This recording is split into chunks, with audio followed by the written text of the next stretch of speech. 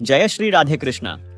प्रिय कृष्ण भक्तों, मित्रों, एक बार भगवान शिव कैलाश पर्वत पर बैठे थे तो माता पार्वती भगवान शिव से कहती हैं, हे प्रभु, मेरा एक प्रश्न है, आप मुझे मेरे प्रश्न के उत्तर दे। कृपया आप मेरे मन को संतुष्ट करने की कृपा करें।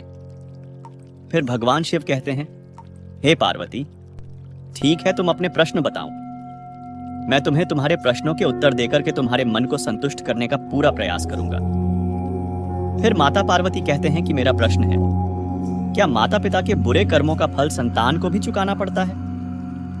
फिर भगवान शिव कहते हैं कि हे पार्वती, तुम्हारा प्रश्न बहुत ही महत्वपूर्ण है, इसीलिए मैं तुम्हें तुम्हारे प्रश्न के उत्तर एक छोटी सी कहानी के माध्यम से दूंगा।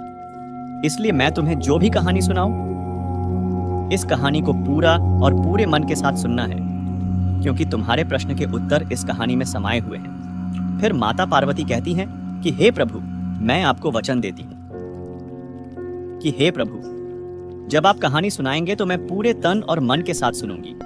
आप कृपया कहानी सुनाने की कृपा करें। तो मित्रों, कहानी शुरू करने से पहले आप सबसे मेरा अनुरोध है, निवेदन है कि आप हमारी कहानी में खो जाएं। उससे पहले हमारे चैनल को सब्सक्राइब करके कमेंट में जय श्री कृष्ण जरूर लिखें। तो चलिए कहानी शुरू करते हैं। आप सब यमराज महाराज को तो जानते ही होंगे। यमराज की एक पुत्री थी जिसका नाम सुनीता था। बचपन से ही अपने पिता को उसने पापियों को दंड देते देखा था, लेकिन उसे पाप और पुण्य का अंतर बाल्यावस्था में नहीं पता था, तो अकारण ही वो किसी को भी मारने लगती या कार्य में बाधा उत्पन्न करती और सबको बहुत ही परेशान करती रहती थी। यमराज भी उसे बालिका समझ कुछ भी नहीं समझाते और उसके उदंड पर आनंदित होते, सोचते बड़ी होकर समझ जाएगी।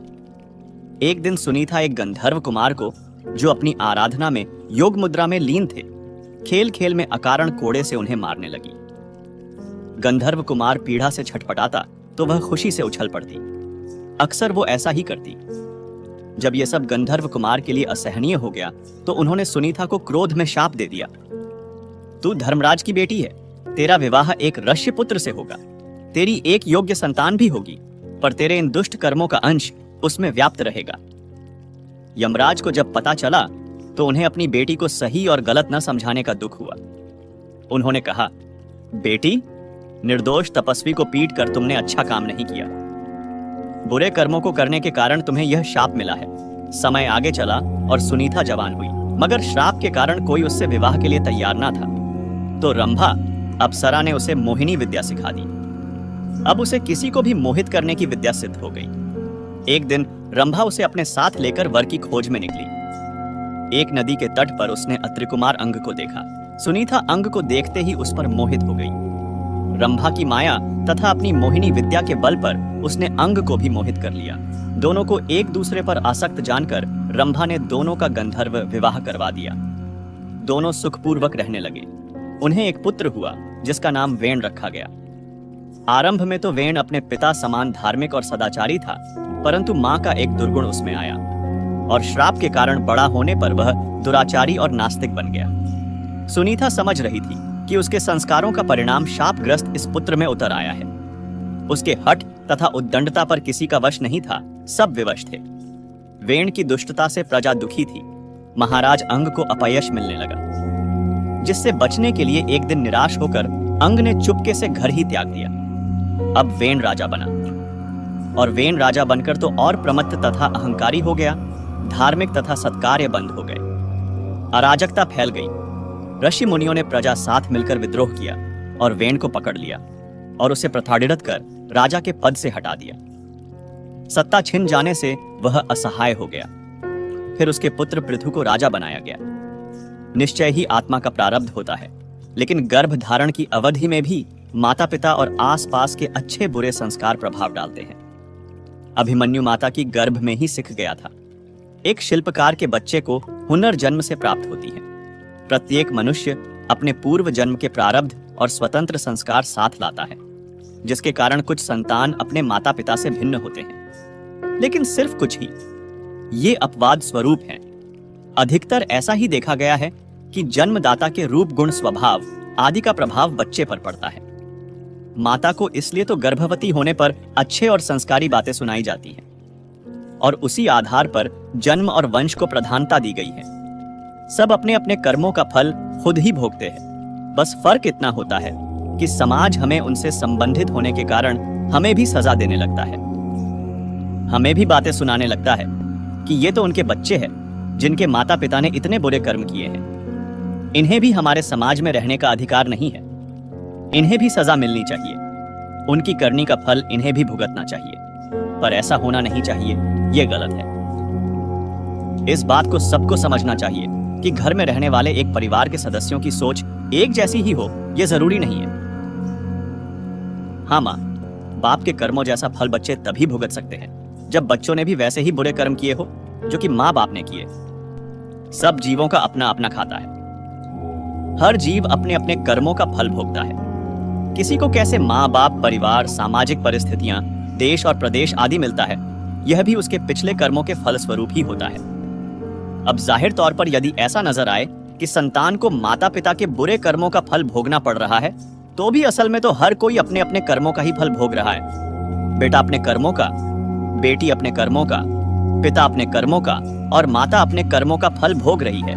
यह केवल एक संयोग मात्र है कि वर्तमान जन्म में वे एक ही लोक, देश और काल में मनुष्य योनि में जन्मे हैं और उनके शरीर एक दूसरे के सांसारिक रिश्तेदार हैं। इससे पहले वे कौन कौन सी योनियां भोग कर आए हैं और आगे वे कौन सी योनियों में जाने वाले हैं, इसका भी एक दूसरे के कर्मों से कोई वास्ता नहीं है।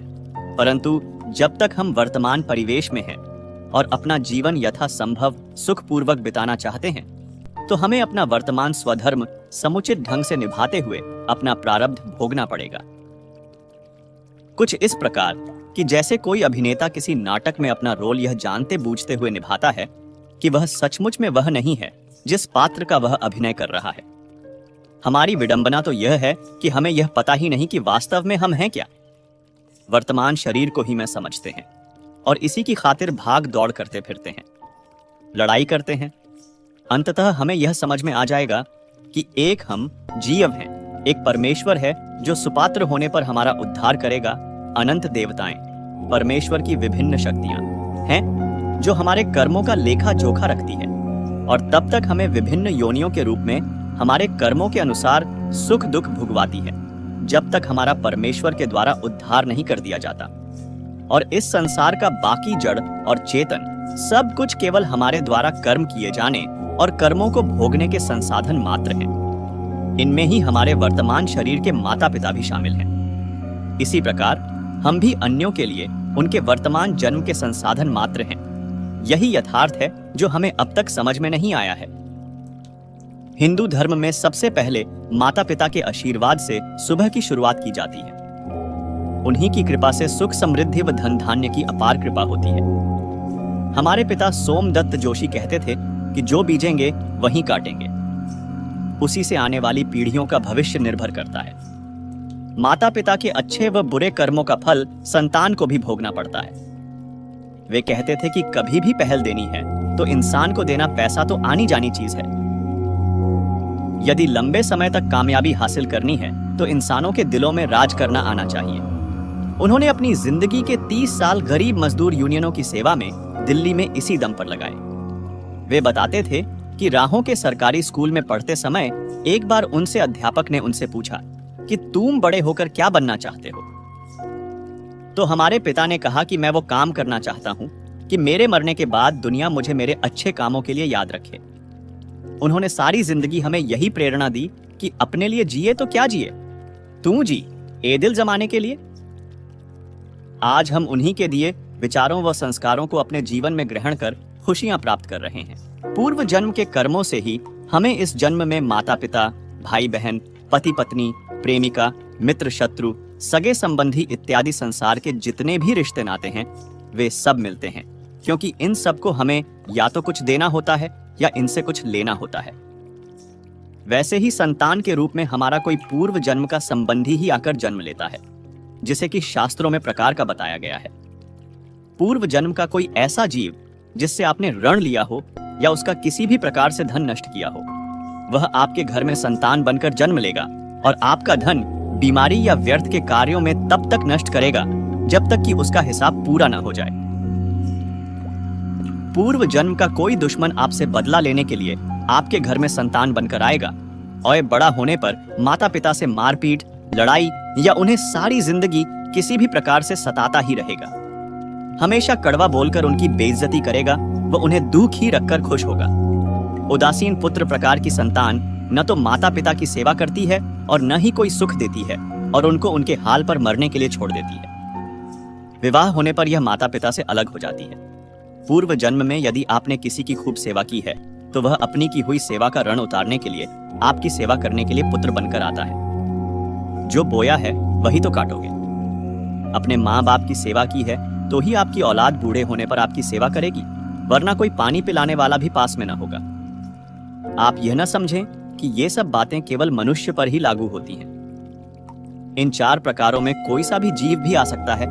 जैसे आपने किसी गाय की निस्वार्थ भाव से सेवा की है तो वह भी पुत्र या पुत्री बनकर आ सकती है।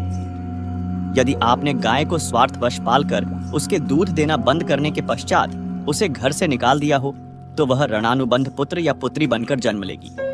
यदि आपने किसी निरपराध जीव को सताया है तो वह आपके जीवन में शत्रु बनकर आएगा। इसलिए जीवन में कभी किसी का बुरा नहीं करें। जरा सोचो कि आप कौन सा धन साथ लेकर आए थे और कितना साथ लेकर जाओगे। जो चले गए वे कितना सोना चांदी साथ ले गए। मरने पर जो सोना चांदी धन दौलत बैंक में पड़ा रह गया, समझो वह व्यर्थ ही कमाया। औलाद अगर अच्छी और लायक है तो उसके लिए कुछ भी छोड़कर जाने की जरूरत नहीं, खुद ही खा कमा लेगा। और अगर बिगड़ी और नालायक औलाद है तो उसके लिए जितना मर्जी धन छोड़कर जाओ, वह चंद दिनों में सब बर्बाद करके ही चैन लेगा। मैं मेरा तेरा सारा धन यहीं का यहीं धरा रह जाना है, कुछ भी साथ नहीं जाना है। साथ सिर्फ नेकियां ही जाएंगी। मानो या ना मानो, पूर्व जन्म के कर्म आज भी कर रहे हैं आपका पीछा। मनुष्य का जीवन अच्छा बने या बुरा बने, इसके लिए उस पर 5 कारणों का प्रभाव विशेष दिखाई देता है। उन्हीं के अनुसार वह अपनी सारी लाइफ में नकारात्मकता और सकारात्मकता ग्रहण करता है और दूसरों को भी देता है। आइए जाने आपकी जिंदगी में प्रत्यक्ष और अप्रत्यक्ष रूप से सबसे अधिक किसका प्रभाव है। पूर्व जन्म में किए कर्मों के अनुसार मनुष्य ने अपने पूर्व जन्म में अच्छे या बुरे जैसे भी कर्म किए थे, उसी के अनुसार ईश्वर उस जीव को मनुष्य, पशु पक्षी या कीट पतंग आदि की योनि उसके पिछले किए कर्मों के अनुसार देता है। इसमें मनुष्य योनि सबसे उत्तम व श्रेष्ठ है। साथ ही यह योनि अंतिम योनि होने से मोक्ष का द्वार भी है, जो जीव का मुख्य लक्ष्य है। मोक्ष की प्राप्ति के लिए ही ईश्वर जीव को धरती पर भेजता है। इसलिए जीव का मनुष्य जीवन पाना उसके अच्छे किए कर्मों का फल है। जाति कभी बदली नहीं जाती, यानी वह जीव उम्र भर उसी योनि में रहेगा। आयु और भोग कम एवं अधिक हो सकते हैं। मान लीजिए किसी मनुष्य की आयु ईश्वर ने उसके किए कर्मानुसार 80 वर्ष कर दी है। वह मनुष्य अपने जीवन में पूर्ण संयम से रहता है तो उसकी आयु 80 से अधिक हो जाएगी। यदि वह साधारण रूप से रहता है तो उसकी आयु 80 ही रहेगी, और यदि निम्न स्तर से रहता है तो उसकी आयु कम हो सकती है। भोग का तात्पर्य यह है कि वह जीवन में क्या खाएगा, उसका स्वास्थ्य अच्छा रहेगा या नहीं, उसके सुख के साधन क्या हैं, उसके जीवन में सुख दुख कैसे आएंगे आदि, यह सब भोग में आता है। अच्छा, जीवन बिताने से आयु की भांति भोग भी घटाया या बढ़ाया जा सकता है। इस प्रकार मनुष्य पर पूर्व जन्म के कर्मों का प्रभाव सबसे अधिक पड़ता है। मनुष्य पर माता पिता का प्रभाव भी बहुत अधिक पड़ता है। किस व्यक्ति के माता पिता संयमी, निष्कपट, निश्चल, संस्कारित व उदार प्रवृत्ति के होते हैं, जिनके जीवन में ईमानदारी हो, झूठ नहीं बोलते हों, सबसे सुंदर व्यवहार करते हों, बच्चों को भी अच्छी शिक्षा देते हों, उनकी संतान अपने माता पिता को देखकर वैसे ही बन जाती है। इसके विपरीत जिनके माता पिता का जीवन घटिया हो, उनके बच्चे भी बेईमान, दुराचारी, दुष्ट, लफंगे व कमजोर होते हैं।